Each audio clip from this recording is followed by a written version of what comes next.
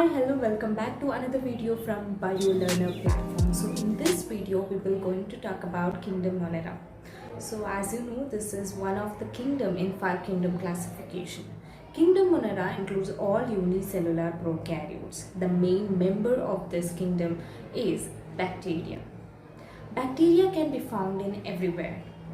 For example, there are over 100 millions of bacteria found in fertile soil. Bacteria is a plural, bacterium is a singular.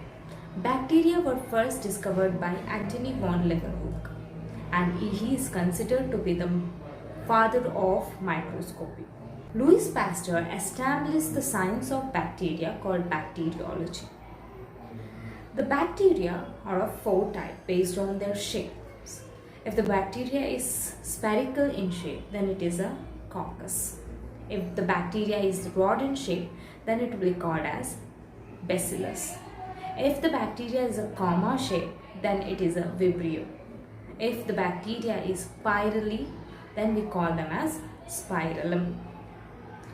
These shapes can be arranged in different patterns. So, for example, if we take coccus, okay, 2 different bacteria of coccus bacteria are attached together, we call them as diplococcus. If the coccus bacteria are arranged in a chain, we call them as streptococcus. The coccus bacteria are arranged in a cluster, we call them as staphylococcus. An example for coccus bacteria, Streptococcus pneumonia, causative agent of pneumonia. An example for bacillus, Bacillus anthracis, which cause anthrax. An example for vibrio, Vibrio cholera, is a causative agent of cholera. Example for spirillum, Helicobacter pylori, is a causative agent for peptic ulcer. Bacteria on the mode of nutrition will be divided into 2 types, autotrophs and heterotrophs. Autotrophs, as you know, they prepare their own food. Heterotrophs, they are dependent on other organisms for the food. These autotrophs are again divided into 2 more types, that is chemoautotrophs and photoautotrophs. Photoautotrophs, as the name indicates, they prepare their own food by using sunlight. In chemoautotroph, they derive energy from chemical reaction. These heterotrophs are also divided into 2 more types, parasitic and saprophytic. In parasitic, the organism live in or on the plants or animals, where saprophytes, they are dependent on the dead and decaying organic matter. In Whittaker classification of organism, kingdom Monera is divided into 2 subgroups, Archaebacteria, Eubacteria. Archaebacteria, as the name archae in a Greek word, is nothing but ancient things. Eubacteria are true bacteria. Now let's see subgroup Archaebacteria in detail. A special feature about this bacteria, this group of bacteria are found in extreme and harsh habitat where no other life forms are found. Since they are seen in these habitats, they are called extremophiles, meaning extreme condition loving. So there should be something special with this bacteria, means Archaebacteria, that makes possible to live in this condition or habitat. So that special character is cell wall.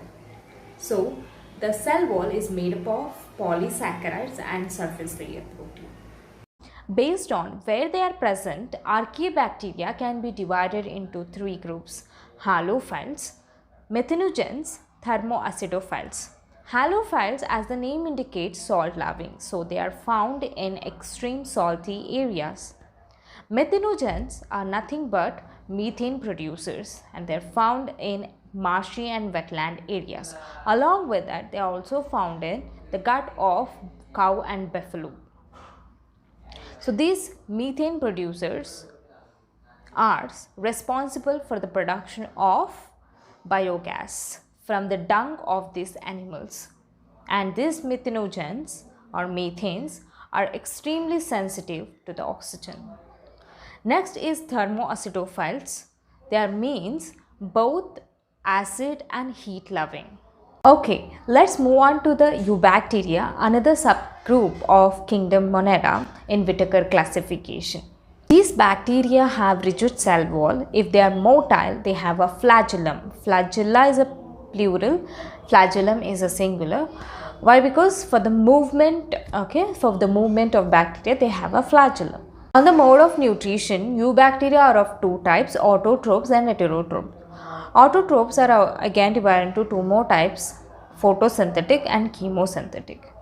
So, photosynthetic bacteria, if we take, an example is cyanobacteria. Previously it is called as blue-green algae but renamed as cyanobacteria because the algae, the word refers to eukaryotic, but cyanobacteria is a prokaryotic. These cyanobacteria can be colonial or filamentous. Some of them are toxic or non-toxic.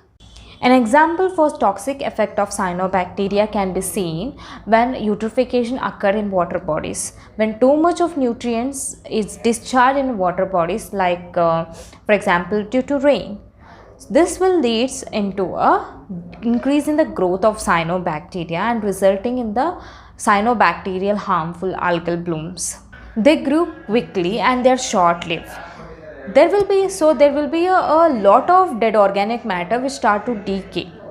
Okay, so this decay process will consume more dissolved oxygen, so leading to a reduction in the oxygen level in the water bodies. So what will happen if the oxygen level is decreased in the water bodies? As of course the plant and animals in the water body will going to die in a large number, right? About non-toxic. Some of them like Anabaena, nostoc, help in the nitrogen fixation in plants as they fix atmospheric nitrogen into inorganic compounds that can be used in plants. Enzyme nitrogenase help for the nitrogen fixation in plants. Oxygen will going to destroy nitrogenase activity. So question arises. As you know, cyanobacteria is a photosynthetic organism. So that will give out oxygen as a byproduct by photosynthesis. So this oxygen will destroy nitrogenase. So how can they protect the nitrogenase enzyme for the fixation of nitrogen? Okay, let me explain.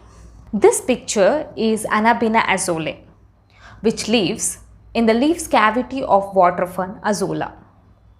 So the cyanobacteria is embedded inside the leaves cavity of this Azolla, have specialized cell called heterocyst.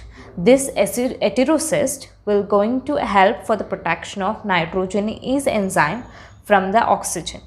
Chemosynthetic autotrophs oxidize various inorganic substances like nitrites, nitrates, ammonia, etc. For example, Veneni vibrio stagnis spermantis will gain energy by oxidizing hydrogen gas.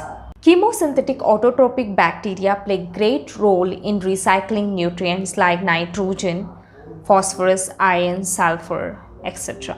So now let us see heterotrophic bacteria. They are most abundant group of bacteria and they are important decomposers. We see the uses. For the making of curd from the milk, we use a lactobacillus bacteria. Here what happens? Lactose will convert into lactic acid by fermentation.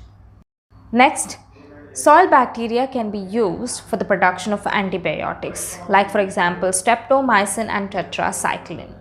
Another bacteria is a rhizobium, help for the fixation of nitrogen in leguminous plants like pea plants. Some of them are pathogen which cause diseases, like for example Vibrio cholera is a bacteria which cause cholera. Salmonella typhi is also a bacteria which cause typhoid fever. Clostridium tetani, another bacteria which cause tetany disease. In plants, citrus canker is caused by Xanthomonas axonopodus, which affects the leaf, stem, fruit of citrus trees like lime, orange, grape fruits. So now let us see bacterial reproduction. So bacterial reproduction are of two types, asexual reproduction, sexual reproduction. In asexual reproduction, only one bacteria is involved. In sexual reproduction, two bacteria are involved. So this asexual reproduction is divided into again two types, that is binary fission and spore formation. In binary fission what happens? bacteria will divide into two. Okay, so in spore formation, this will occur when during unfavorable condition. Favorable condition, this spore will going to germinate and give rise to new bacteria. If we come to the sexual reproduction, here what happens? Sexual reproduction occur by conjugation. So there will be a connection between two bacteria, and that connection we call them as pilus. By that pilus means connection, plasmid will going to, a piece of genetic material will transfer from one bacteria to other. Nothing but plasmid will transfer. So this is about the sexual reproduction. Now let us see Mycoplasma. It is a genus of bacteria. It is different from bacteria because it doesn't have cell wall around the membrane. But there is an advantage not having a cell wall.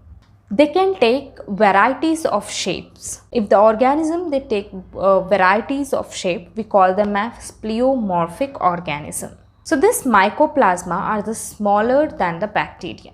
They are smallest living cells known as. This Mycoplasma can survive without oxygen. Most of them are pathogen which cause disease in plants and animals. So by this we completed with kingdom Monera. In the next class we will take up kingdom Protista.